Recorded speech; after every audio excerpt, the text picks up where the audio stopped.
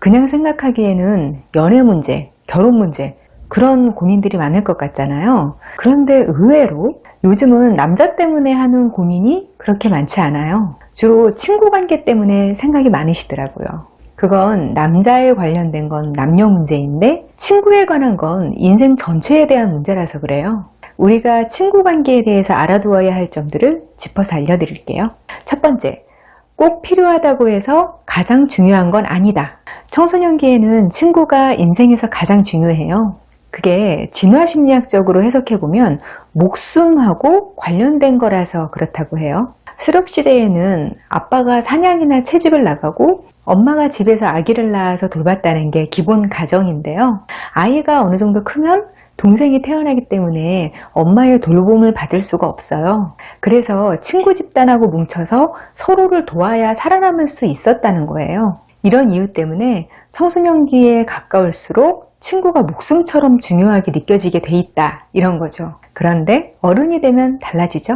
심리학자들은 어른이 되어서도 너무 친구 관계에 집착하면 정서상으로 제대로 성장을 못한 거라고 판단해요. 그렇다고 해서 어른이 되면 친구 다 끊어내고 나 하나만 믿고 살아야 한다? 그것도 아니에요. 어른이 되고 나서 친구 관계라는 게 얼마나 허무한 건지 깨달은 분들이 친구 관계 다 끊어내고 감정적으로 피곤한 일을 피하면서 사시는 분들 많아요. 근데 그게 몇 년 못 가더라고요. 타인과의 관계라는 게 참 허무한 건 맞는데요. 그 안에는 인간한테 꼭 필요한 것들이 있어요. 꼭 내 마음에 들고 최고의 사람들이 아니라고 해도 사람들과 소통을 하지 않으면 인생에 행복감이라는 게 없어요. 온라인에서 친구라는 거 다 필요 없다. 혼자서 잘 지내는 게 최고다. 이런 금원들이 돌아다니는데요. 이거 고지고대로 들으셔서 있는 관계 다 끊으시고 그러면 안 돼요. 물론 인간관계에서도 우선순위가 있고요. 가족이 가장 중요해요. 이 우선순위가 바뀌면 인생이 꼬여요.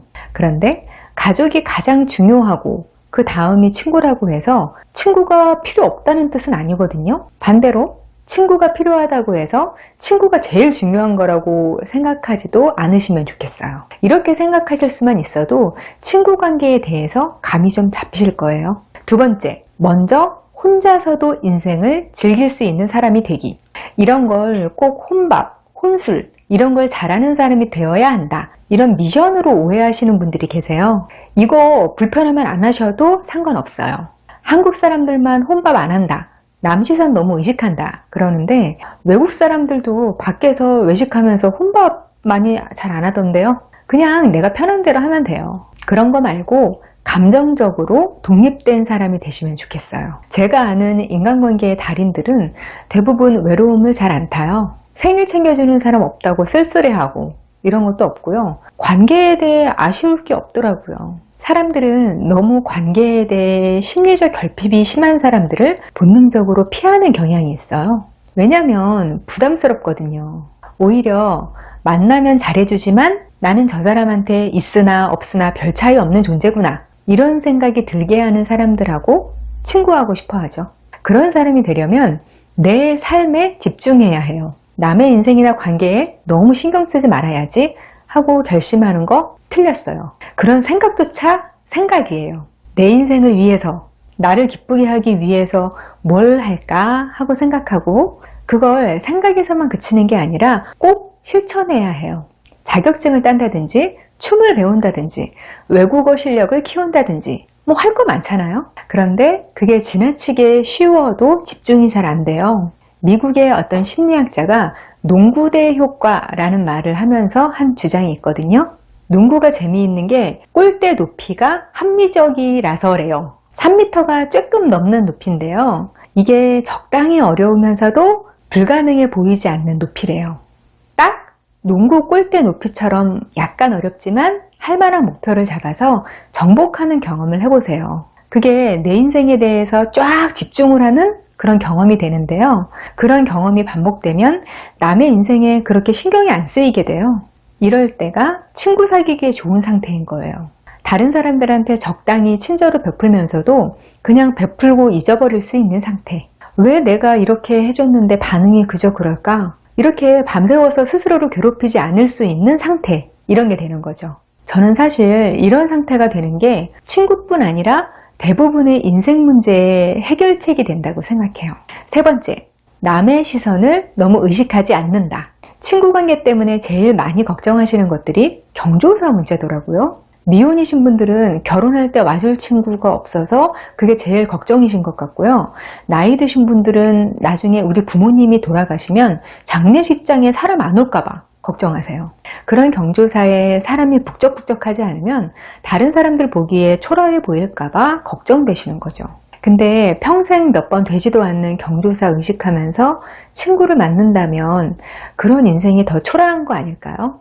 만약 인간관계에 투자하는 에너지가 아까워서 내 인생에 올인하고 살았다면 그것대로 편하게 받아들이시면 좋을 것 같아요. 사실 딱 남의 눈 하나만 의식하고 말라올까 봐 걱정이라면 그것대로 해결할 수 있는 방법들은 또 얼마든지 있어요. 하객도움이 불러도 되고요. 친하지 않아도 안면만 있는 사람들한테 솔직히 말하고 부탁해도 돼요.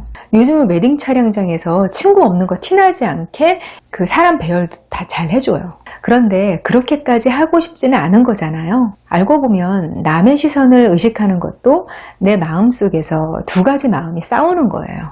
관계에 투자를 하는 건 피곤하고 어렵고 또 사람들이 좋아해주는 사람이 되고 싶기도 하고 다른 사람들은 정말 나한테 관심이 별로 없어요. 관심이 없으니까 오히려 피상적으로 누구 결혼식에는 사람이 없더라 어쩌고 이러면서 뒷말도 하는 거고요. 그런 사람들은 내 인생에 그렇게 영향을 미치는 사람들이 아니에요. 나한테 중요하지도 않은 사람들 시선에 휘둘리지 말고 내가 나를 어떻게 보는지만 생각해 보세요. 그러면 많은 것들이 훨씬 심플해져요. 네 번째, 친구 관계를 내가 주는 관계라고 먼저 생각할 것. 인간관계를 매력의 문제로만 보시는 분들이 꽤 많으시더라고요. 내가 매력이 없어서, 내가 말주변이 없어서, 내가 재미없는 사람이라서 그래서 친구가 없다고 생각하시는 분들이 많은데요. 친구가 만나서 재밌다는 건 공감의 문제지 말재주나 매력의 문제가 아니에요. 결국 살면서 서로 뭔가를 기쁘게 주고받을 수 있는 관계가 친구 아닌가 싶어요. 그런데 관계라는 게 기브앤테이크가 정확히 되나요? 그냥 내가 준다고 생각하고 주고 잊어버려야 상대가 나를 관대한 사람이라고 인식하는 경향이 있거든요. 모든 관계에서 가장 중요한 게 이 관대함이거든요. 그렇다고 호구가 되라 이런 뜻은 아닌 거 아시죠? 누군가한테 주는 것 자체가 아까운 게 아니라 저 사람은 나한테 받을 자격이 없는 사람이구나 하고 느껴질 때가 있어요. 너무 인색하거나 자기중심적인 사람, 그런 사람하고는 거리를 둬야죠. 대체로 내가 주면서도 기분이 좋다. 그러면 나를 호구로 보는 사람은 아니더라고요. 다섯 번째, 자존심 내세우지 말 것. 살면서 점점 강하게 느끼는 게 있어요. 자존심 챙기는 것만큼 쓸데없는 게 없구나 하는 거요. 자존심하고 자존감이 전혀 다른 뜻인 건 아시죠? 진짜 자존감이 높아져 있는 상태에서는요, 나한테 소중한 가치를 지키기 위해서 자존심을 버려도 내 자아상에 흠집이 안 나는 상태인 거예요. 내가 가까워지고 싶은 사람이 있으면 그냥 먼저 연락하세요. 내 연락을 싫어하거나 하는 게 아니라 정말 연락 먼저 하는 거 잘 못하는 사람이 있어요. 그냥 교류하면서 지내고 싶은 사람이 있으면 카톡 한번 먼저 보내보는 거, 그거 괜찮은 것 같아요. 그리고요, 고마우면 고맙다, 미안하면 미안하다, 상황에 따라서 솔직하게 마음을 표현하는 것도 중요하더라고요. 어른이 되고 나서 보니까 사람들이 생각보다 똑똑하더라고요. 뭐든 진심을 교묘하게 가리고 자기를 포장만 하는 사람, 그런 사람들은 항상 사람들이 어느 순간 알아차리고 다 떠나요. 저 같은 경우 절대 알고 지내고 싶지 않은 사람 1순위가 음흉한 사람이거든요. 저뿐 아니라 담백하고 솔직한 사람과 잘 지내고 싶은 게 다 같은 마음인 것 같아요. 저는 30대 직장인입니다. 저는 인간관계를 소중히 여기고 늘 다른 사람을 배려하며 사는 사람입니다. 내 사람이라고 여기는 사람들의 경조사는 정성스럽게 챙기고 생일도 기억해 두었다가 작은 선물이라도 보내곤 합니다. 그런데 올해 제 생일이 되었는데 챙겨주는 사람이 한 사람도 없었습니다. 어린아이처럼 생일 챙겨달라 투정을 부리고 싶은 마음인 건 아닙니다. 그저 제 인간관계를 돌아보게 되더라고요. 주기만 하면서 돌려받지 못하는 저한테 문제가 있는 건지, 원래 사람이라는 게 그런 존재인 건지, 사람이나 관계에 대해서 어떤 마음으로 살아야 할지 모르겠습니다. 살면서 생일 기억해 작은 선물이라도 마음을 담아 주고받고 힘든 일 있을 때 불러내 술이라도 한 잔 같이 할 사람이 있고 그러면 인생을 잘 사는 거라고 생각했는데 너무 허무합니다. 생일도 이렇게 보냈는데 크리스마스도 혼자 TV 보면서 보내게 되겠지요. 꼭 제가 매달려야만 유지되는 인간관계에 이제 지친다는 생각이 듭니다. 남들은 서로 마음을 공평하게 주고받으며 잘 지내는 것 같은데 저는 왜 항상 제가 다가가고 제가 먼저 연락해야 할까요? 작가님, 저의 문제점은 무엇일까요? 요즘 이런 종류의 고민하시는 분들 자주 보게 돼요. 예전에는 생일이라도 쉽게 시간 맞춰서 만나기 힘드니까 그러려니 했는데 카톡 선물하기 이런 거 보내기가 쉬워졌잖아요. 그러니까 왜 이런 것조차 못할까 하고 섭섭해 하시는 분들이 계시더라고요. 근데 원래 생일에 대충 넘어가는 사람들이 생각보다 많아요.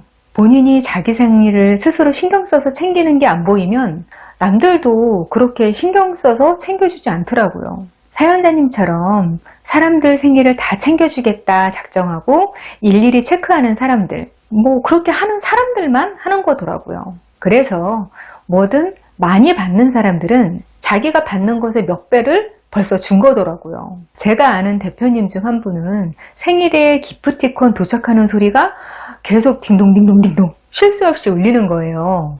그걸 확인하면서 한숨 푹 쉬면서 이렇게 말씀하시더라고요. 아휴, 이게 다 빚이에요, 빚. 마냥 좋아만 할 게 아니더라고요. 학생 시절에는 우정의 비중이 삶에서 참 높아요. 그러다 보니까 생일 안 챙기면 큰일 나는 줄 알고 친구 그룹에서 생일은 최우선으로 시간 빼서 만나서 파티하고 선물하고 이게 중요한 이벤트였어요. 그런데 나이 들어가면서 각자의 삶에서 우정의 비중이 줄어들어요. 어느 순간부터는 이걸 자연스럽게 받아들이는 것도 어른이 되어가는 과정인 것 같아요. 저는 그냥 생일은 내가 챙기는 거다 이렇게 생각하시는 게 좋을 것 같아요. 축하받고 싶으면 누가 나서서 이벤트 해주는 거 기다리지 말고 그냥 내가 내 생일 파티 열고 그걸 홍보하면 돼요. 어떤 사람들은 파티에 못 나가더라도 당일에 축하한다고 말이라도 하겠죠. 뭐 커피 기프티콘이라도 보내거나요. 우리가 보이기에 인싸로 보이는 사람들 있죠. 축하 많이 받고 선물 많이 받고 그러는 사람들 다 그렇게 하는 거예요. 가만히 있는데 주변 사람들이 우르르 뭐 챙겨주는 게 그 누구한테도 생각만큼 당연한 일은 아니라는 거죠. 요즘 세상에 다이어리에 미리 누구누구 생일 다 기록해두고 그걸 잊지 않고 챙기면서 산다는 게 누구한테도 쉽지 않거든요. 내가 챙김받아야 마음이 편한 사람이라면 그걸 미리 홍보하세요. 그게 실제 생활에서는 그렇게 유난스러워 보이거나 하지 않아요. 제 경우는 한때 생일이고 뭐고 귀찮아서 대충 넘어가며 살던 때가 있었어요. 근데 한 번은 생일이 지나고 다음날 어제 내 생일이었네? 하고 알게 된 거예요. 아무리 그래도 모르고 넘어간 적까지는 없었거든요. 친구들이나 지인들이 몰랐던 건 아무렇지도 않았어요. 근데 결혼해서 가족까지 다 있는데 아무도 모르고 넘어가다니 이건 좀 아니다 싶더라고요. 그때부터는 그냥 제가 제 생일 다이어리에 표시해 두고 생일 며칠 전부터 가족들한테 홍보를 하기 시작했어요. 다음 주 일요일이 생일이니까 그때 뭐 하고 싶다, 뭐 먹고 싶다 이런 식으로요. 그럼 그거 유난 떤다고 그러는 가족 없어요. 그냥 내가 좋은 거 먹고 내가 좋은 거 하면서 같이 즐거운 시간 보내면 되는 거예요. 그렇게 하면 되는 걸 생일에 미역국 끓여주는 사람 하나 없다 이러면서 엄청 슬퍼하면서 자기 연민에 빠지고 인생 헛살았다고 하고 이러시는 분들 많으시더라고요. 뭔가 사회가 강요하는 요식적인 스테레오타입에 매몰되지 마세요. 미역국 그게 뭐라고요. 저는 미역국 좋아해서 평소에 자주 먹거든요. 생일날까지 미역국 먹고 싶지 않아요. 만약 미역국 꼭 먹어야 마음이 편할 것 같으면 가족들한테 미리 말해두세요. 가족들이 요리를 못하면 반찬 가게에서 사오거나 인스턴트 미역국도 좋다고 친절하게 정보도 알려주면 좋아요. 인간관계를 속편하게 잘 이어나가려면 상대를 자꾸 시험하려고 들지 마세요. 나한테 얼마나 관심이 있나, 내 생일을 어떻게 잘 기억하고 챙기려나, 그런 걸 미리 기대하면서 상대를 지켜보지 않으시면 좋겠어요. 그렇게 하면 상대한테 상처를 받게 되고 거기서 화를 내는 건 또 되게 모양 빠지는 일이 돼요. 서로가 다 바쁘게 사는 세상인데 내가 아끼는 사람들을 시험하지 말고 미리 기회를 주세요. 물론 살다 보면 유난히 사람들의 챙김을 더 받는 사람들을 보게 되긴 해요. 다른 사람한테 그렇게 막 잘하지도 않는데 주변에 헌신하는 사람이 많고 엄청 감동적으로 챙겨주는 사람들이 주변에 많고 그런 사람들이 있어요. 그것도 일종의 매력이 있어야 가능한 일이더라고요. 어쩌면 사연자님과 같은 고민을 가지고 공허감을 느끼시는 분들이 그런 사람들처럼 관계를 누리는 걸 원하시는 것도 같아요. 근데 진짜 아이러니한 게 뭐냐면요. 이런 분들의 공통점이 진짜 지독하게 독립적이라는 거예요. 사람에 대해서 아쉬움이 없고 뭐 섭섭해하는 게 없어요. 아무도 없어도 혼자 시간을 잘 보내는데 그걸 아무렇지 않아 해요. 근데 또 다른 사람하고 있으면 진심으로 잘해줘요. 사람의 심리가 자기 인생에서 여분의 인간관계가 굳이 필요 없는데도 나한테 마음을 주는 것 같은 사람이 참 매력적으로 보이거든요. 막 외로움을 타는 게 티가 나는 사람, 인간관계가 아쉬워 보이는 사람은 정말 매력이 없어요. 나를 배려해주고 친절한 사람인데도 저 사람은 내가 컨트롤할 수 없는 사람이구나. 이런 느낌을 주는 사람은 이성관계건 친구관계건 막 친해지고 싶고 한 번이라도 더 보고 싶고 그런 마음이 들게 되죠. 그래서 인간관계를 근본적으로 개선하려면 자아의 힘을 키워야 해요. 자기 세계가 확고한 분들이 제 주변에 많이 계시거든요. 그분들이 전부 사람들에 둘러싸여 있고 하지만 하나같이 개인으로서 일상을 이렇게 들여다보면 남들 눈으로는 외로워 보인다. 그렇게 말할 만하게 사시는 분들이 많아요. 근데 그게 자기가 자초하는 외로움이거든요. 자기 세계가 타인들한테 침범당하는 거하고 그 외로움을 바꾼 거예요. 그러니까 좀 고독하기는 해도 그게 쓸쓸하거나 슬픈 감정은 아니라는 거죠. 어떤 분들은 이걸 머리로는 아세요. 머리로 아니까 혼자서 시간을 보내보려고 하고 혼자서도 외로워하지 않으려고 한다. 이렇게 노력을 하는데 잘 안 되신대요. 왜 바쁘게 살려고 애를 쓰는데도 이렇게 외롭고 공허할까요? 이러더라고요. 자아의 힘이 생기려면 그냥 바쁘기만 해서는 안 되고요. 목표가 생겨야 해요. 그리고 그 목표까지 가는데 적당히 고통이 따르는 거여야 해요. 사람은 생존 본능 때문에 항상 세 가지 상태 중 하나일 수밖에 없어요. 첫 번째는 성과를 내기 위해서 힘든 상태. 두 번째는 성과를 이루고 나서의 아주 짧은 보상적 행복감이 있는 상태. 세 번째는 권태감을 느끼는 상태. 이게 DNA에 새겨져 있는 건데요. 행복의 감정이라는 건 생물학적인 생존 자체에는 도움이 안 되는 감정이거든요. 그래서 보상으로 짧게 왔다가 휙 사라져요. 힘들게 성과를 내도 행복한 성취감은 잠깐이고 바로 권태감으로 빠지는 거예요. 이 권태 시기에 인간관계에 대한 고민도 하고 존재론적인 고민도 하고 그렇게 하게 돼요. 이게 적당하면 참 좋은데 권태 시기가 길어지면 이게 또 고통이 되거든요. 그래서 첫 번째 단계인 성과를 내기 위해서 힘든 상태, 이걸 인위적으로 만들어줘야 해요. 그래야 답이 없는 권태 단계의 고통을 벗어나서 성취의 보상 단계를 자주 느낄 수 있거든요. 보상 단계가 짧기는 해도 그 기억만으로도 다른 단계를 견딜 수 있는 힘을 줘요. 성취 단계를 자기 힘으로 잘 조성하고 결과를 내는 그런 경험을 해본 사람들은 점점 자아에 힘이 생겨요. 당연히 근본적인 한계가 있을 수는 있지만 그 이전보다는 나은 상태가 된다는 거죠. 제가 인간관계 때문에 힘들어 하시는 분들한테 자기 자신에 더 집중하라고 말씀드리는 이유가 이거예요.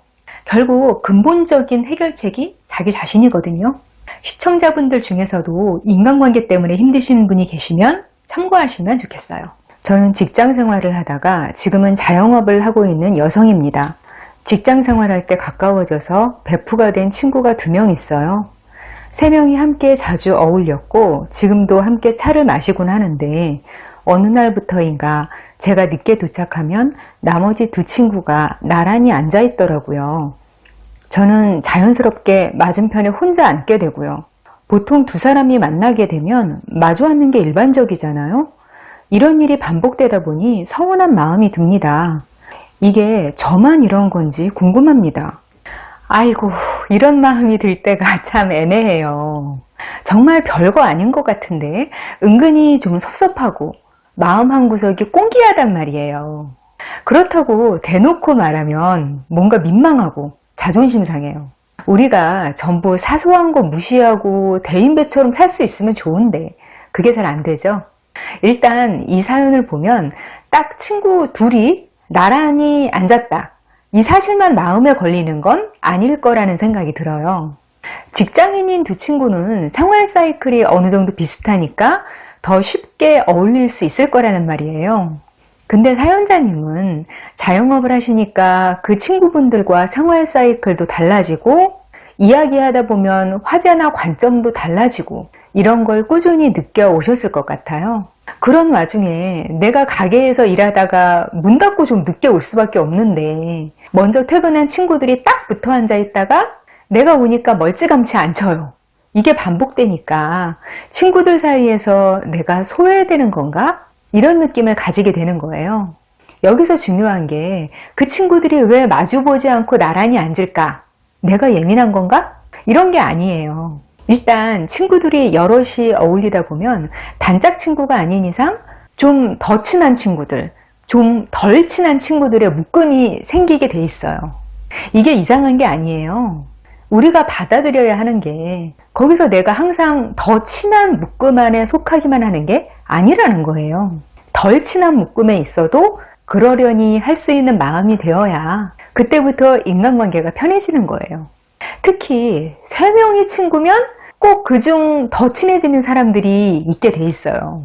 그리고 그 더 친해지는 사람들도 시기에 따라서 달라지기도 해요.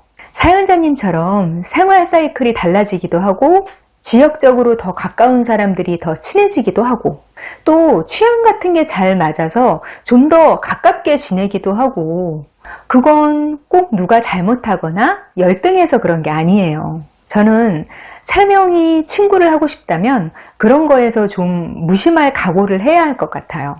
그리고 저는요, 이번 기회에 서운하다, 섭섭하다, 이 감정에 대해서 이야기를 하고 싶어요. 서운하다. 이 말을 제가 국어사전에서 찾아봤더니 이렇게 돼 있어요. 마음에 모자라 아쉬운 느낌이 있다. 이런 뜻이래요. 이게 말하자면 되게 희미한 감정인 거예요. 상대에게 원망이나 비난 이런 걸 느끼는 건 아닌데 부족하다고 느끼는 거예요. 뭐라고 딱히 얘기하기에는 좀 유치하거나 속이 좁아 보이고 그런 일에 대해서 보통은 서운하다고들 표현하죠. 살면서 사람들과 관계를 맺다 보면 이런 일 자주 생기죠. 근데 이런 감정이 자주 생기고 이게 쌓이고 있다면 다른 건 모르겠는데 이 서운한 감정은 타인이 아니라 나를 돌아봐야 하는 감정이에요. 제가 볼 때 서운한 감정을 자주 느끼는 사람은 3가지 중 하나예요. 자기중심적이거나 자아가 약하거나 자기 삶을 안 살고 있거나 자기중심적인 사람들은 상대방 입장을 아예 생각하지 않기 때문에 항상 서운한 게 많아요.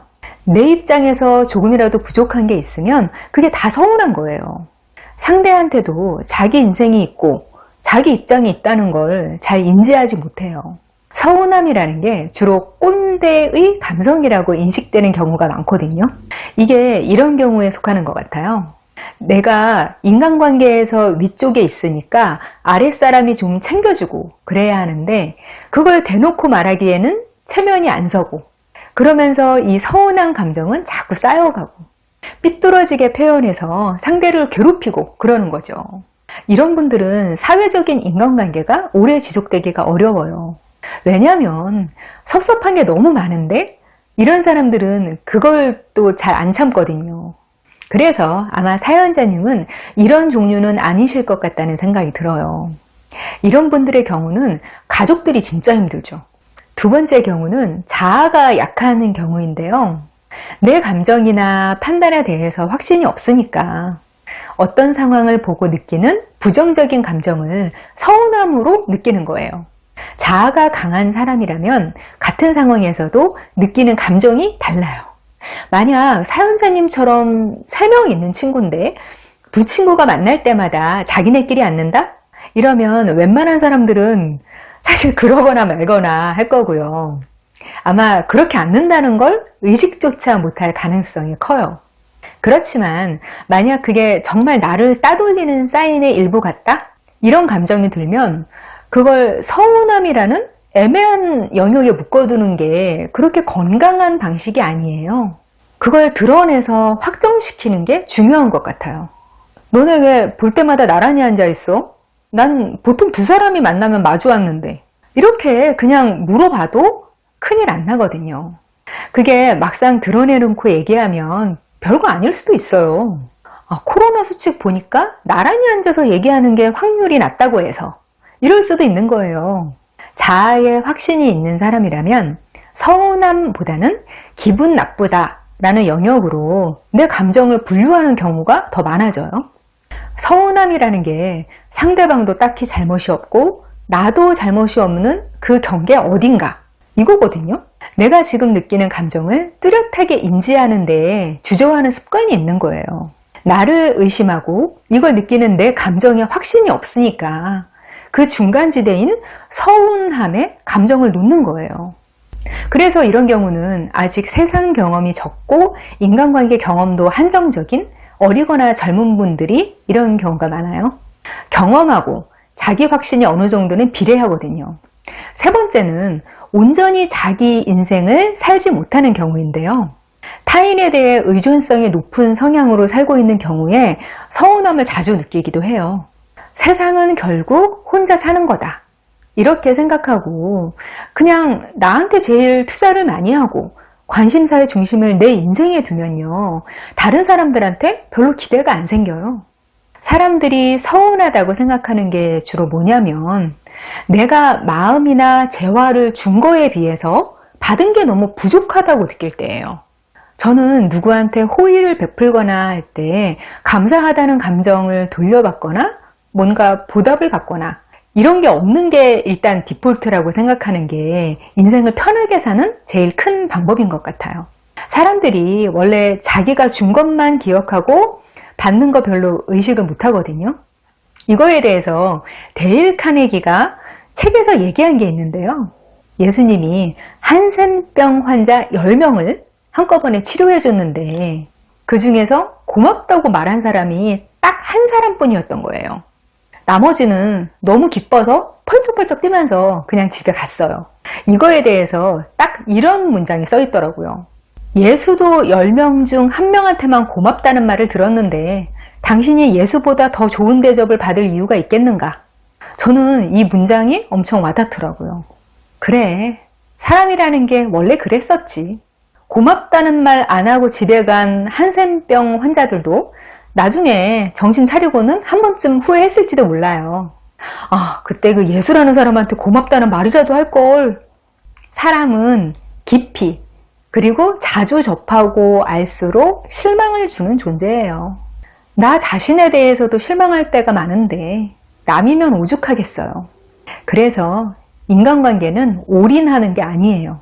그 관계가 무너졌을 때 갈 곳이 없다.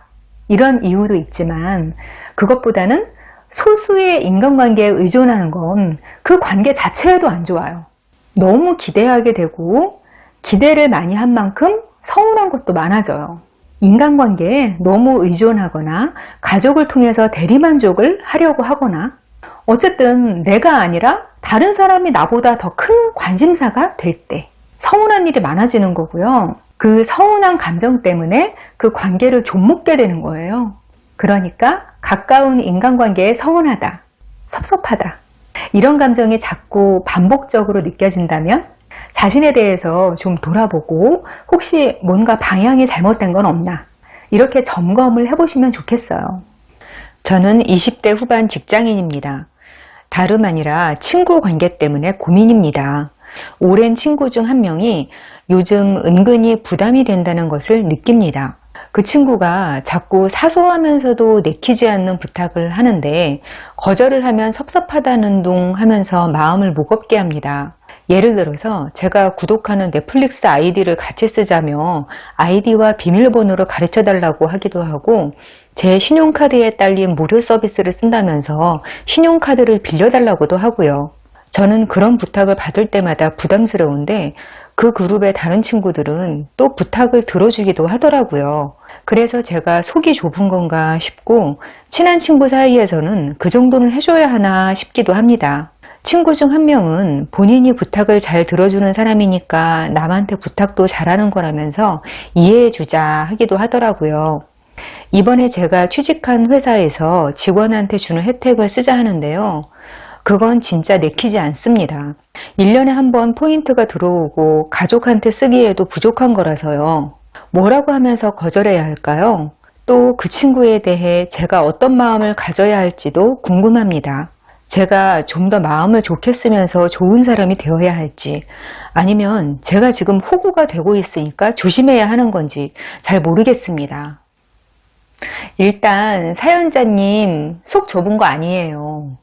저는 일단 이런 고민을 하게 만드는 관계는 좋은 관계가 아니라고 생각해요. 저라면 그 친구와의 관계 다시 한번 생각해 보겠어요. 사연자님이 아직 사회 경험이나 인간관계 경험이 많이 없으시잖아요. 앞으로 더 경험이 많아지시면 이런 감이 잡히실 거예요. 평범한 인지 능력이나 감수성을 가진 사람들은 남한테 부탁을 쉽게 하지 못해요. 물론 사회에서는 서로 돕고 사는 거고 그게 좋은 관계인 것도 맞죠. 너무 안 주고 안 받는다, 이런 것도 삭막하고 관계의 의미가 좀 의심스럽기도 하죠. 그런데 성숙한 보통의 사람들은 평범한 경우에 부탁을 이런 식으로 주고받아요. 서로한테 좋은 거거나 얘기하기 전에 먼저 내가 해준다고 하거나, 만약 내가 디자인을 하고 일거리가 필요한데 친구가 회사에서 하청 줄 사람을 찾고 있다? 근데 내가 그 업무가 자신 있어요. 그럼 서로한테 필요한 일인 거잖아요. 그럴 때 한 번쯤 물어보는 건 서로 부담이 없어요.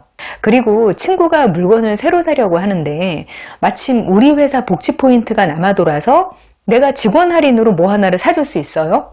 그럼 내가 먼저 그거 내가 해줄게, 그럴 수 있는 거잖아요. 보통은 이런 식으로 서로를 돕는 일이 자연스럽게 이루어져요. 그런 거 말고 온전히 상대방의 호의에 의존해야 하는 부탁들이 있잖아요. 그런 건 관계에 있어서 포인트나 마찬가지예요. 진짜 필요할 때 아주 가끔만 쓸 수 있고 내 신용도가 차감되는 거예요.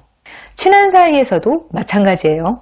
그걸 포인트를 함부로 막 쓰는 사람들은 다른 사람들과 나의 경계를 함부로 넘나드는 사람들인데, 자기중심적인 사람들의 특성이에요. 자기중심성이 강한 사람들은 주변에 두면 인생이 피곤해져요. 그리고 대개는 그 피곤함을 굳이 감당해줄 가치가 없는 사람들이에요.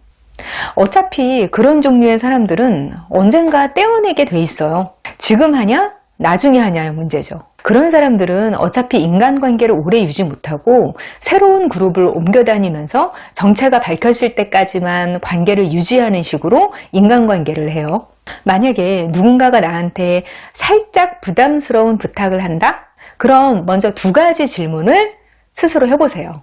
첫 번째, 이런 부탁을 할 만한 관계인가? 처음 만난 관계인데 덥석 부탁을 해요? 그건 아무리 가벼운 부탁이라도 그 사람이 이상한 거예요. 가볍게 거절하시면 돼요. 2번째, 내가 감수할 수 있는 손해인가? 친한 친구가 너 집담보로 대출 좀 받아줘, 이러면 무조건 거절해야죠. 그런 건 그 친구가 내 목숨을 살려줬어도 다시 깊이 생각해 봐야 되는 부탁인 거예요.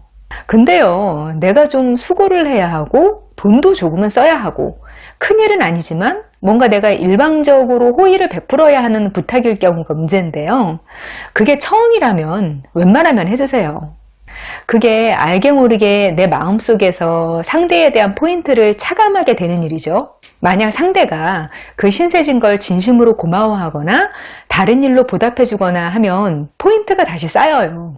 그런데 상대가 부탁을 들어준 일을 가볍게 여기거나 계속 비슷한 일이 반복되면 나도 마음이 꽁기해져요. 그건 내가 속이 좁은 거라기보다는 내가 그 사람에 대해서 쌓아둔 포인트가 다 소진돼서 그런 거예요. 포인트가 없으면 부탁은 들어주면 안 되는 거예요. 포인트가 없는데도 계속 끌려다니면서 부탁을 들어주면 그게 바로 호구예요. 일단 이거 거절해야 하는데, 저 부탁 들어주기 싫은데, 이런 생각이 들면 한 가지 분명하게 생각하셔야 할 게 있어요. 기분 좋게 거절하는 법은 없다고 생각하셔야 해요. 어떻게 말을 해도 거절당하는 게 좋을 사람은 없어요. 거절은 그냥 거절이에요. 그렇다고 우리 모두가 상대방 기분 때문에 부탁을 무조건 들어줘야 할 의무는 없어요. 그걸 기억하셔야 해요.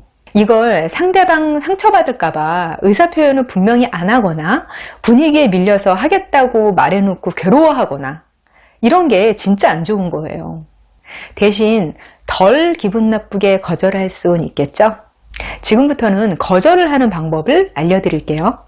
거절을 잘 못하는 성격이시면 일단 대답을 미루세요. 이러이러한 사정이 있는데 될지 생각해보고 내일 알려줄게. 저러저러한 문제가 있는데 가능한지 물어보고 오후에 대답해줄게. 이런 식으로 일단 그 자리를 피하세요. 거절하는 거 못하시는 분들은 이것만으로도 크게 도움이 돼요. 상대의 페이스에 말려들지 않고 내 사정에 맞춰서 상황을 통제할 수 있게 되는 거거든요. 시간차를 두고 생각해보니 이건 정말 안 되겠어요. 그러면 대답해 주겠다고 말한 시간 안에 대답해 주세요. 상대를 기다리게 하지는 마세요. 나는 별거 아닌데 답 기다리는 사람은 애가 타거든요.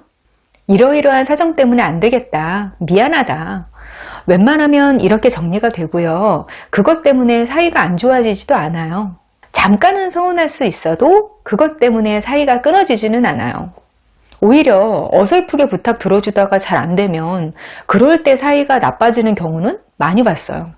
그런데 괜히 확실하게 한다고 상대에게 상처를 주면 안 되겠죠? 너를 거절하는 게 아니라 이 부탁을 거절하는 거다. 이런 마음으로 말을 하거나 메시지를 쓰거나 하세요. 만약 상대방하고 더 이상 인연을 이어나갈 수 없다고 생각한다고 해도 굳이 원수가 될 필요는 없잖아요. 제가 일하는 곳은 5명이 한 공간을 공유하는 환경인데요. 그 작은 공간에서도 주도권 다툼이 있고 서로 없을 때 험담을 하는 분위기가 있습니다. 그러다 이번에 새로 들어온 경력직 분이 옆자리에 앉게 되었어요.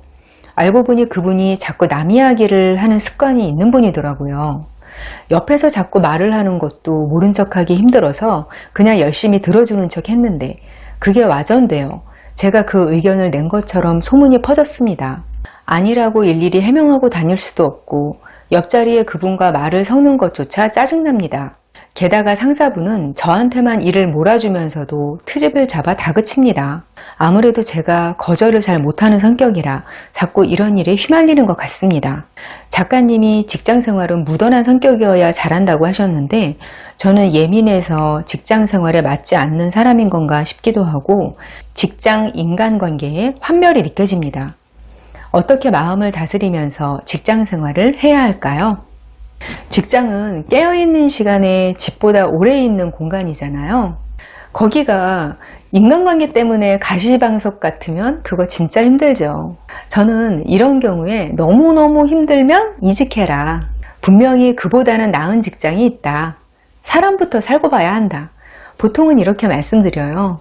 그런데 이분은 이직이 힘든 직종이시더라고요. 그래서 제가 직장생활 달인들한테 인터뷰를 해서 직장 인간관계에서 살아남는 방법들을 싹 정리해 봤어요. 관계 때문에 힘드신 분들 한번 체크해 보세요. 첫 번째, 뒷담 관리하기. 직장생활 달인들이 제일 많이 하는 이야기가 인간관계를 잘하고 싶으면 이걸 제일 조심하라고 하더라고요. 일단 회사 안에서 다른 사람들 뒷담을 하지 않도록 조심하세요. 사실 뒷담, 험담 이런 게 인간 공통의 본능이라고 생각해요. 내가 누군가에 대해서 못마땅한 감정을 갖게 되면 그 감정을 공감받고 싶은 욕구가 든단 말이에요. 그걸 최대한 잘 참는 사람이 인격적으로 성숙한 사람들이죠.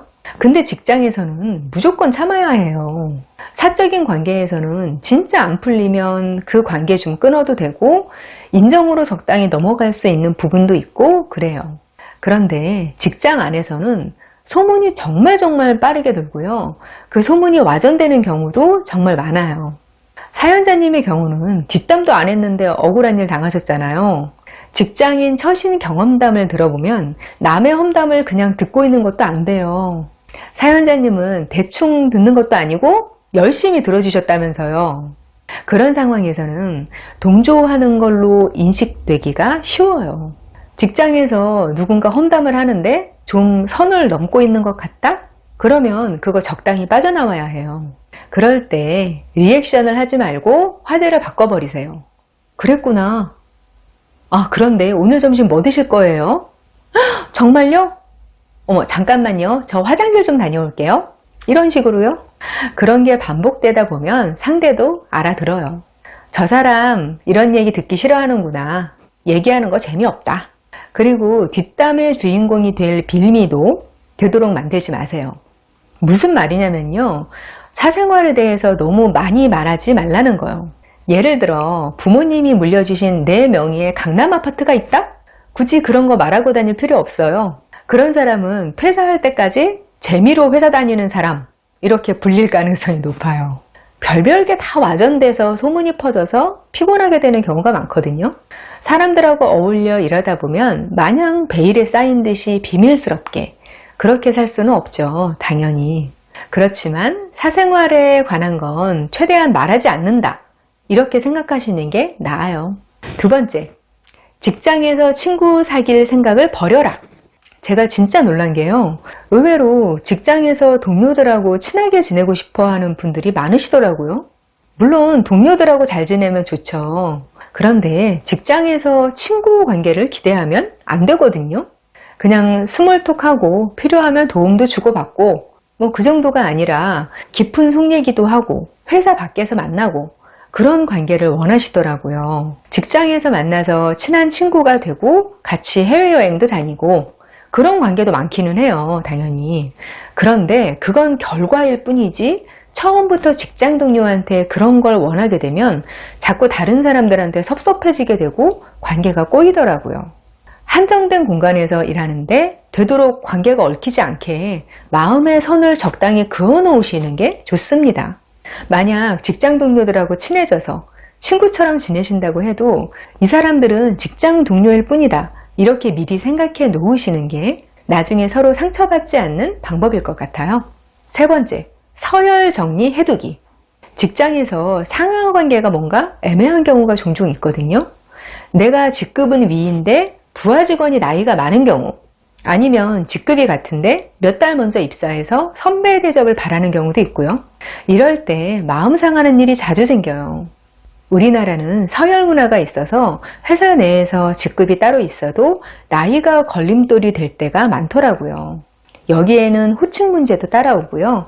부하 직원이나 후배하고 트러블이 생기면 이 서열 문제를 한번 체크해 보세요. 내가 생각하는 서열하고 상대가 인식하는 서열이 다를 가능성이 커요. 만약 이게 문제라면 빨리 서열 정리를 해야지 해결이 돼요. 서열 정리를 하려면 상대방과 대화를 하고 호칭 정리도 제대로 하고, 그렇게 해도 안 되면 본인 권한에서 할 수 있는 조치를 다 생각해 봐야죠. 요즘은 꼰대라는 말이 하도 많으니까 이런 경우에 내가 잘못된 건가 생각하는 경우도 많아요. 근데 직장 생활에서 다 자기 권한 범위가 있는 건데 그걸 인정 안 하면 일이 제대로 안 되잖아요. 이건 윗사람이건 아랫사람이건 서로의 인식을 점검할 필요가 있어요. 네 번째, 웃으면서 할 말 하기. 직장에서 제일 중요한 게 일 잘하는 거거든요. 직장에서 착한 사람은 일자리에서 나 덜 힘들게 하는 동료예요. 그런데 그렇다고 해서 너무 묵묵히 할 일 다 하고 나 없으면 팀이 안 돌아가고 시키는 일 다 떠맡아서 하고 그게 억울해서 마음에 쌓이고 이런 과정이 반복되면 내가 직장에서 되게 예민한 사람이 돼요. 내 업무 범위가 아니면 필요에 따라서 거절할 수도 있어야 해요. 물론 이게 천성적으로 안 되는 사람들이 있어요. 근데 표현의 문제는 익숙해지면 필요한 만큼 하게 되더라고요. 이것도 자꾸 해봐야 돼요. 내 일이 넘친다.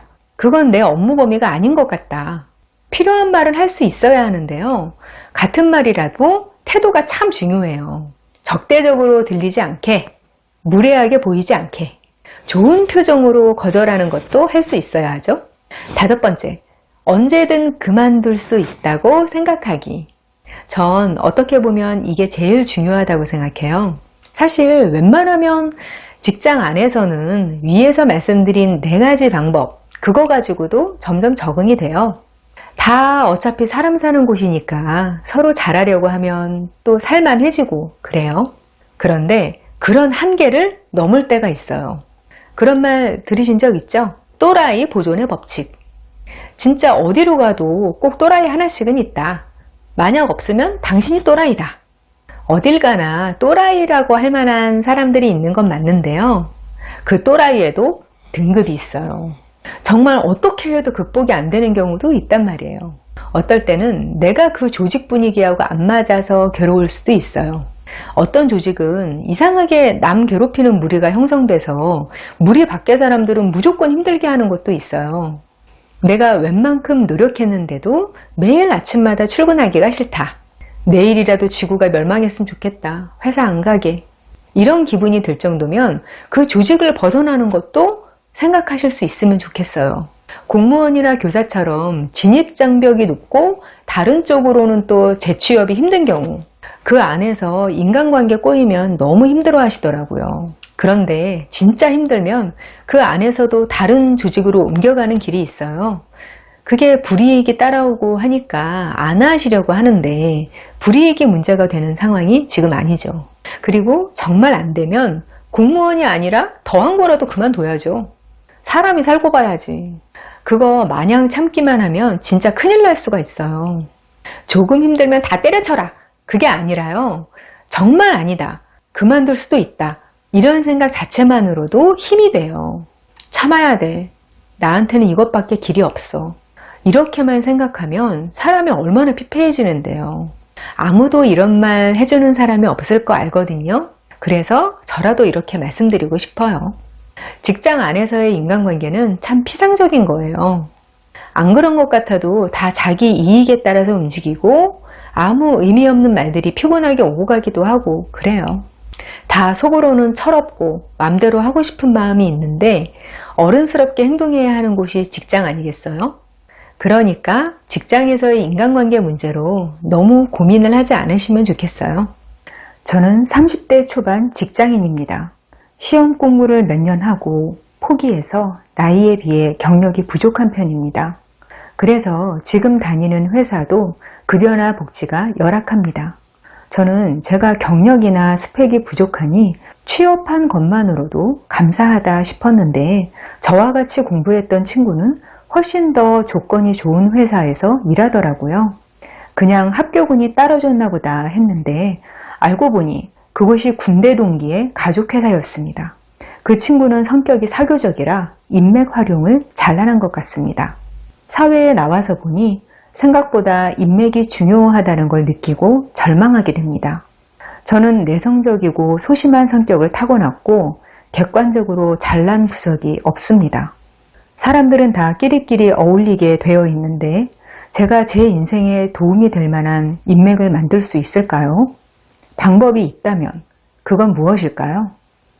인맥을 만드는 제일 간단한 방법은 뭐냐면요. 상류층으로 태어나는 거예요. 어느 나라나 최상류층은 자식한테 물려주는 진짜 알짜 가치가 돈이 아니거든요. 돈이 한 푼도 없어도 자수성가를 할 수 있을 정도로 어마어마한 인맥을 물려받아요. 그래서 우리는 최상류층이 아니니까 다 틀렸어. 이렇게 생각해야 할까요? 어느 분야나 상위 0.1%는요, 노력만으로 안 되는 걸 갖고 태어나요. 그런 예외적인 것만 바라보고 박탈감을 느끼면 그 사람은 그 어떤 좋은 상황이 돼도 괜찮은 인생을 살기가 힘들어요. 평범한 사람들도 그 사람들만큼은 아니어도 자기 인생에 필요한 만큼은 충분히 인맥을 가질 수 있어요. 사연자님이 이제 20대에서 벗어난 지 얼마 안 되셨고 또 점점 사회의 개인화가 진행되고 있는 시대잖아요. 아마 지금까지는 인맥의 중요성을 그렇게 느껴본 적이 없어서 그 친구분 케이스에 좀 충격을 받으신 것 같아요. 사실을 말씀드리면요. 모든 기회는 사람을 통해서 와요.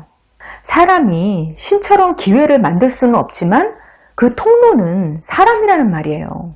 그래서 집에만 있고 아무도 안 만나고 아무하고도 연락도 안 하고 이런 분들이 어떤 종류건 기회를 얻기가 힘들어요. 우리가 역사적으로 알고 있는 각 분야의 천재들 있잖아요. 우리가 알만한 유명한 사람들은 대부분 인맥을 잘 활용한 사람들이에요. 화가나 과학자 같은 사람들이 사회성이 막 좋지는 않으니까 너무 천재성이 뛰어나서 저절로 유명해지기도 한 거다. 이렇게들 생각하시는데요. 그 사람들의 뒷이야기들을 보면 그렇지가 않아요. 그 사람들이 사교적인 성격은 아니었어도 특정한 사람들을 만나서 인생이 바뀐 건 맞아요. 동시대에 똑같은 업적을 내고도 그냥 이름 없이 사라진 천재들도 많거든요. 심지어 죽고 나서 유명해진 사람들도 후대에 누군가 그 사람들을 알아본 사람이 나타나서 그 사람 덕에 뒤늦게 발굴되는 경우도 얼마나 많은데요. 만약 시대가 맞았다면 그 발굴한 사람도 좋은 인맥이 되는 거였겠죠? 만약 내가 주변에 인맥이 있을 만한 연결점도 없고 사람들을 주변에 모이게 할 만한 매력이나 재주도 없다. 이런 분들이 인맥을 만드는 방법을 오늘 알려드릴게요. 첫 번째, 인맥 만들려고 사람을 만나지 않기. 인맥이 중요하다고 해서 인맥 만들기 위해서 이 사람을 만나야지. 이런 마음으로 사람을 만나지 말라는 말이에요. 사회생활이라는 게 어떠냐면요. 인간관계가 어떻게 흘러갈지 알 수가 없기 때문에 다들 본심을 적나라하게 드러내지들 않아요. 근데 여러분이 느끼는 건 다른 사람들도 다 느끼고 있는 거거든요. 처음엔 어떨지 몰라도 진심이 아닌 사람들은 결국 다 티가 나요. 어떤 방식으로든 사람을 도구로 생각하는 마음이 있으면 그것만큼 사람 정 떨어지게 하는 게 없어요. 평판이 아주 안 좋아지죠. 사람들과 관계를 맺을 때 나한테 해가 되는 사람을 멀리하는 건 현명한 거예요. 그런데 단기적인 이해관계로 사람을 만나는 건 굉장히 어리석은 일이에요. 제가 만난 어떤 분은 글로벌하게 투자 회사를 하시는 분이 계셨는데요. 그분이 굉장히 호감과 신뢰가 가는 분이었어요. 만나면 유쾌하고 사심 없는 사람, 인간적인 매력이 있는 분이더라고요. 근데 그분이 자기한테 엄청난 능력이 있는 것도 아닌데 그렇게 수백억씩 투자가 들어온다는 거예요. 정말 큰 자본을 갖고 있는 부자들이 자산 중에서 일부는 그 리스크가 큰 곳에 그냥 없는 셈 치고 투자를 하기도 하거든요. 능력이 적당히 검증돼 있는데 나는 그 사람이 좋아.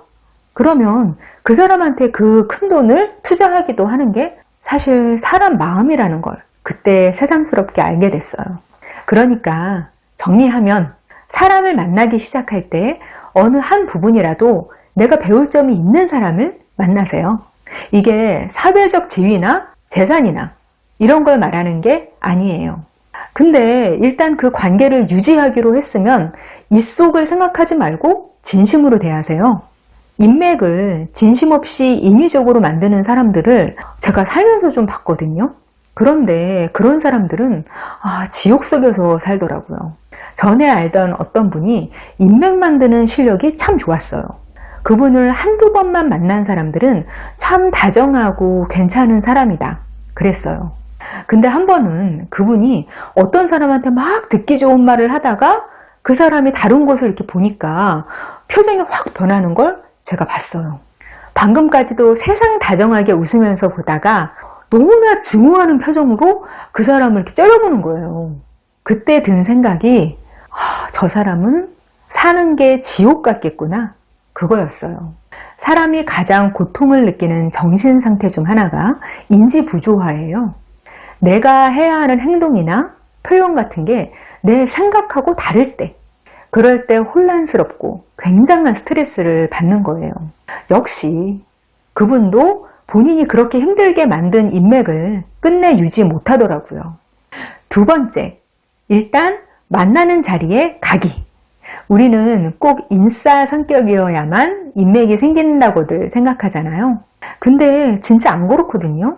인맥이 아주 좋고 아는 사람 많고 도움도 많이 주고받고 이런 분들 중에서는요, 막상 모임에서 보면 말 한마디 없고 조용히 있다 가시는 분들 꽤 있어요. 안 그럴 것 같죠?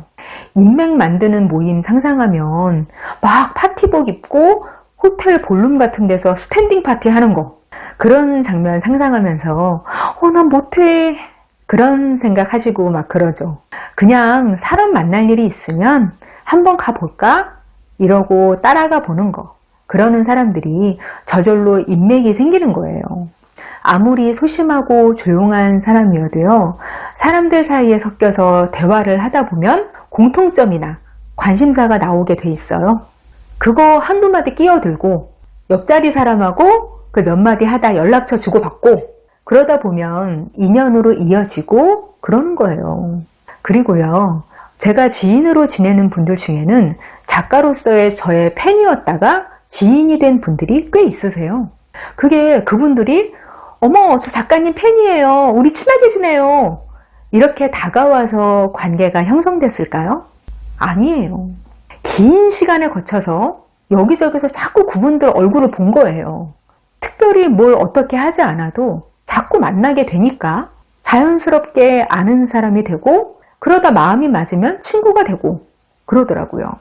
인맥은 그런 식으로 형성되는 경우가 많아요. 나한테 도움될 만한 사람을 타겟으로 삼아서 내가 1대1로 접근한다, 그런 식으로 생각하시면 사실 좀 힘들어요. 세 번째, 인맥을 흐르게 하기. 가끔 보면 사람 욕심, 인맥 욕심 있는 분들 있으세요. 이런 분들은 인맥을 자산으로 생각하시더라고요. 그래서 저축하듯이 막 모으는 걸 좋아하고 그게 유출되는 거에 너무 예민해요. 예를 들어서 내 인맥으로 알게 된 사람들이 따로 만나는 걸 너무 싫어하는 거예요. 원래 누구를 매개로 사람을 알게 됐으면 그거에 대한 매너가 있기는 해요. 소개해준 사람하고 초반에는 좀 같이 만나고 나중에 자기들끼리 따로 만날 때는 미리 이야기도 좀 해주고요. 그런데 할 만큼 했는데도 그걸 용납 못하는 분들이 있어요. 인맥도 일종의 자산이 맞긴 한데 그게 가둔다고 가둬지는 게 아니거든요.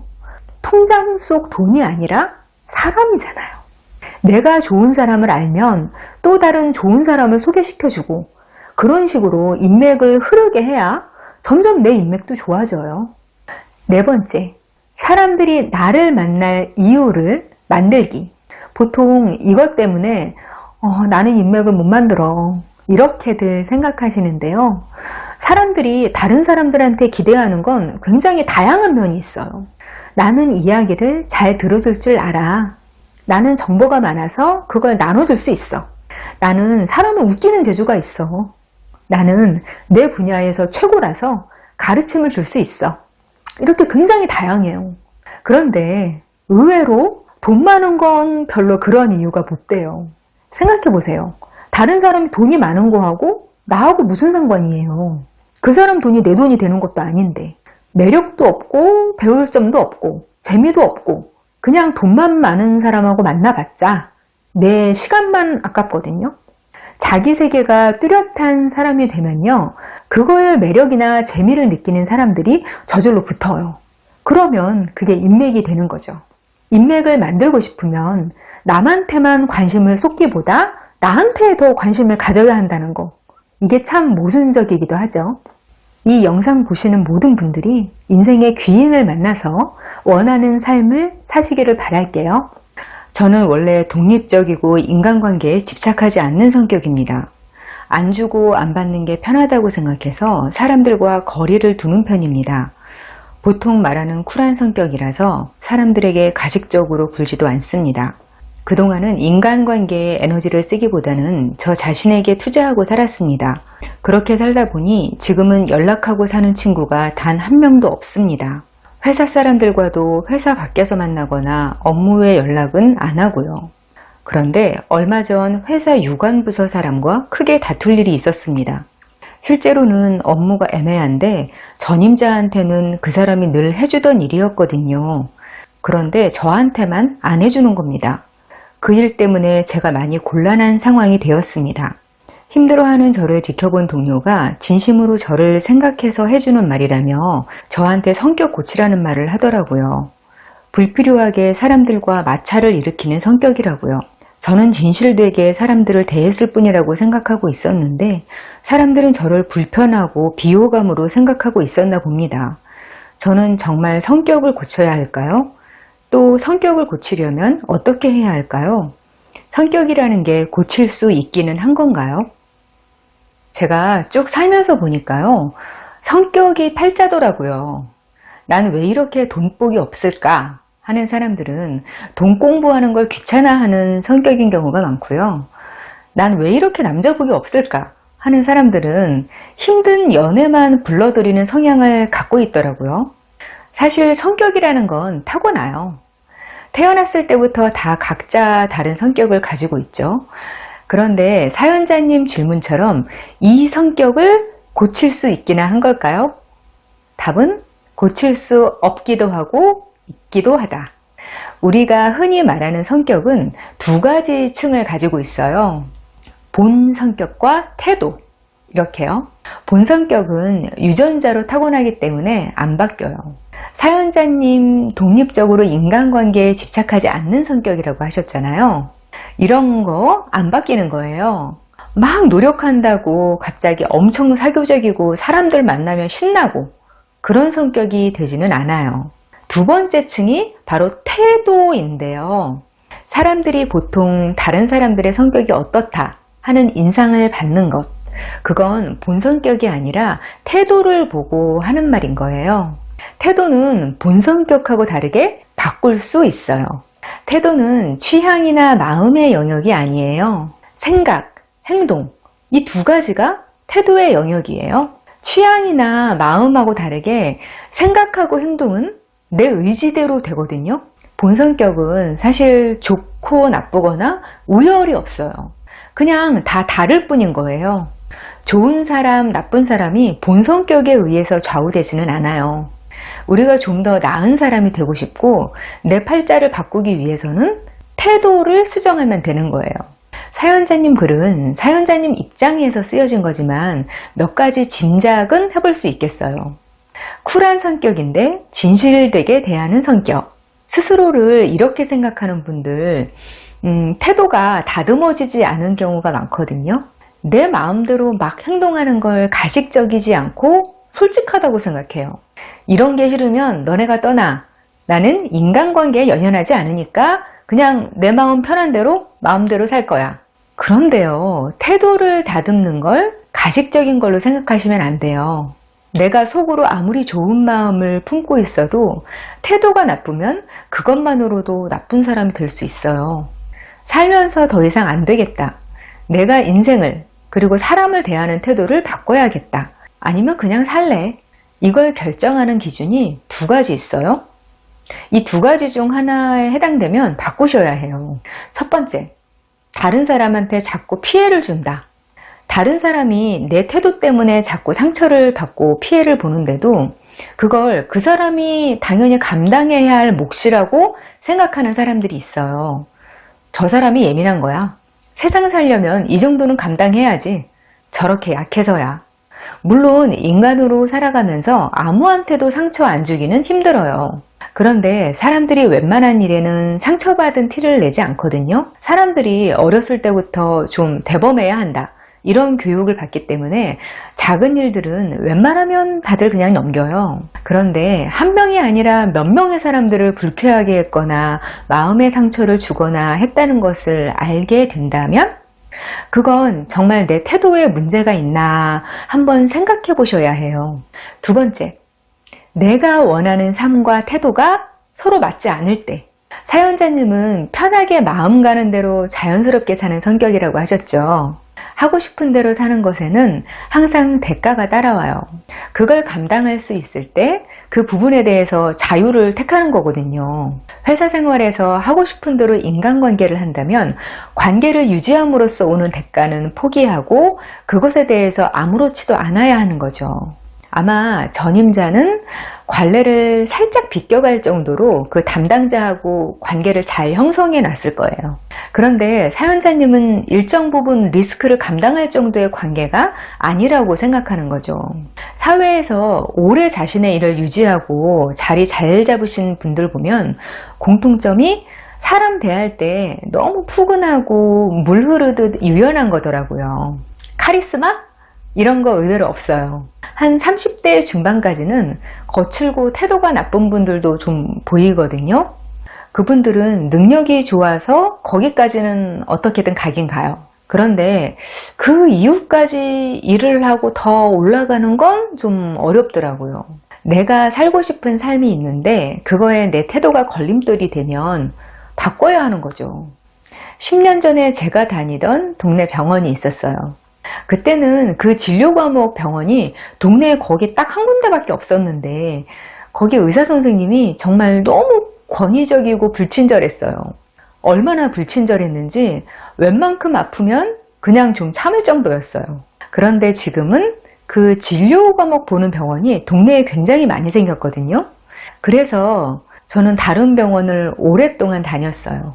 그러다 최근에 그 병원 바로 앞에 볼 일이 있어서 10년 만에 가본 거예요. 그런데 제가 그때 깜짝 놀랐어요. 그 불친절하던 의사 선생님이 친절해진 거예요. 원래 모습에서 훌쩍 벗어나게 친절해지고 한 건 아니고 그냥 마음 푸근하게 대하고 그 날카롭던 게 없어졌더라고요. 사람 자체가 다른 사람이 된 것 같았어요. 심지어 알고 보니까 진료도 잘 보는 분이었어요. 그동안 제가 다녔던 병원보다 진단도 정확하고 약도 잘 났더라고요. 태도 때문에 마음이 상하니까 본업 잘하는 것도 잘 못 느꼈던 거죠. 아마 지난 10년간 저 같은 마음이었던 환자들이 많았을 거예요. 새로 개업한 친절하고 젊은 의사들한테 환자들이 몰리니까 위기감을 느낀 부분이 있었을 거예요. 그분도 자신이 가야 할 길에 태도가 방해가 되니까 바꾸신 거예요. 저는 그분 참 훌륭하다고 생각해요. 그렇다면 태도는 어떻게 바꿀까요? 그건요, 끊임없이 의식하고 수정하는 수밖에 없어요. 사실 태도가 하루아침에 바뀌지는 않아요. 단시간에 바꾸려고 하면 자꾸 실수가 나오고 자연스럽지가 않죠. 좋은 태도는 무의식에까지 영향을 미치는 일이에요. 마하트마 간디에 얽힌 일이 있는데요. 간디가 기차를 타다가 신발 한 짝을 떨어뜨렸는데 기차가 바로 출발을 해버린 거예요. 그러니까 바로 나머지 한 짝을 창밖으로 휙 던져버리더래요. 그래서 같이 탔던 사람이 왜 그러냐니까 그래야 이 신발을 주운 사람이 제대로 신발을 신을 거 아니냐고 그렇게 말했다고 해요. 이건 단순히 배려심이 강한 사람, 착한 사람이 할 수 있는 행동이 아니죠. 평소에 남 배려하는 걸 수없이 해봐서 그런 반사적인 행동이 그 짧은 시간에 나올 수 있었던 거예요. 저 같으면 선의가 있었다고 해도 기차 출발하고 몇 시간쯤 지나서야 그 비슷한 생각을 할 수 있었을 것 같아요. 아, 맞다. 어차피 버릴 신발인데 한 짝도 던져버릴걸. 이러면서요. 태도가 바뀐다는 건 이런 거예요. 수없이 비슷한 방향의 태도를 반복해서 생각보다 몸이 먼저 움직이는 것. 좋은 행동을 반사작용으로 만드는 일인 거예요. 사람이 안 바뀌는 것 같아도 태도를 바꾸자고 작정하면 1년만 해도 많이 바뀌어요. 시간이 쌓일수록 태도가 바뀐 모습이 내 성격의 일부로 굳어지겠죠? 태도를 바꾸고 싶어도 기준을 모르겠다 싶으면 기준을 찾으려고 노력을 해보세요. 주변에 내 부분적인 롤모델이 있을 수 있어요. 저 사람은 내가 좋아하는 사람은 아닌데 참 신뢰가 가네. 어떤 태도가 그런 믿음을 주는 거지? 이렇게 관찰하다 보면 그 태도가 어떻게 다른지 보여요. 그거 따라하면 돼요. 책을 보고 참고할 수도 있어요. 어떤 분야에서 자기 목표를 이룬 사람들이 쓴 책에는 다 자기만의 태도가 담겨 있어요. 거기서 나한테 필요한 걸 추출해서 내 태도를 만드는 데 참고하면 되죠. 저도 참 분야를 가리지 않고 책을 읽는데요. 가끔 책에서 읽은 것들을 일상에서 실험해 볼 때가 있어요. 책은 책일 뿐이지 하고 많은 분들이 생각하시는데 의외로 해보면 또 효과를 보는 것들이 많아요. 연애를 책으로 배웠습니다. 이런 말 농담으로 많이 하는데요. 책으로 배워도 나한테 맞게 응용하면 다 도움이 돼요.